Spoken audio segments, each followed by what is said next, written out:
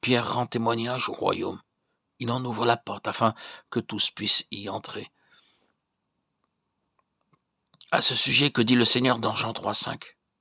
En vérité, je te le dis, si un homme ne naît d'eau et d'esprit, il ne peut entrer dans le royaume de Dieu. Si nous avions dû le dire à la place du Seigneur, nous aurions certainement déclaré, à moins que quelqu'un ne naisse d'eau et d'esprit, il ne peut pas entrer dans la maison de Dieu. Mais non, il est dit le royaume de Dieu. Tous ceux qui veulent entrer dans le royaume doivent naître de nouveau, car ce sont ceux-là seulement qui peuvent y entrer. Les clés que Pierre a utilisées le jour de la Pentecôte sont la repentance et le baptême. Ainsi, ce jour-là, 3000 personnes sont entrées dans le royaume de Dieu. Cela a marqué le commencement du royaume de Dieu. Nombreux sont ceux qui disent que l'Église a commencé avec la Pentecôte.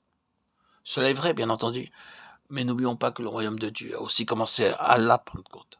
Tout ce que Pierre a dit plus tard dans ses épîtres à l'égard du salut, des récompenses et ainsi de suite, concerne le royaume à venir et est la conséquence logique de l'entrée dans le royaume de Dieu à la Pentecôte.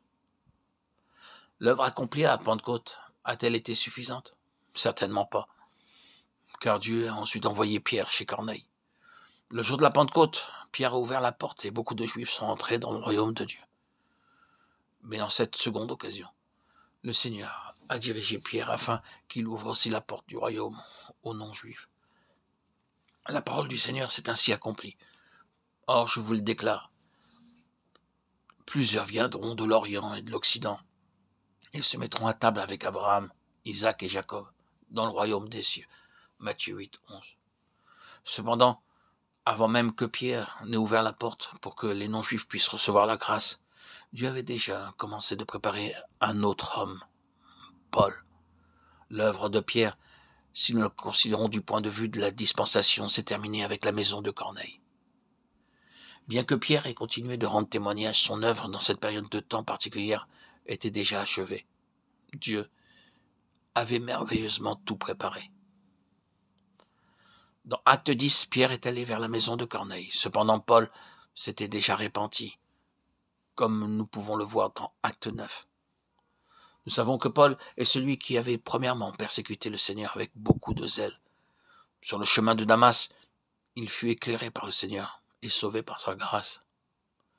Ses yeux toutefois ne s'ouvrirent que lorsque le Seigneur envoya Ananias vers lui. Il lui dit alors qu'il était un vase choisi par Dieu. Par la parole d'Ananias, Dieu a révélé sa pensée. Car bien que le royaume de Dieu soit grand et que beaucoup y fussent déjà entrés par le moyen de Pierre, le Seigneur avait besoin de quelqu'un d'autre pour commencer de mettre les choses en ordre. Ainsi donc, le Seigneur leva Paul et l'utilisa comme un vase d'élection. La première parole d'Ananias fut « Frère Paul », montrant ainsi que toute inimitié avait été réglée. C'est ensuite seulement que Paul put témoigner pour le Seigneur et entrer dans un service effectif.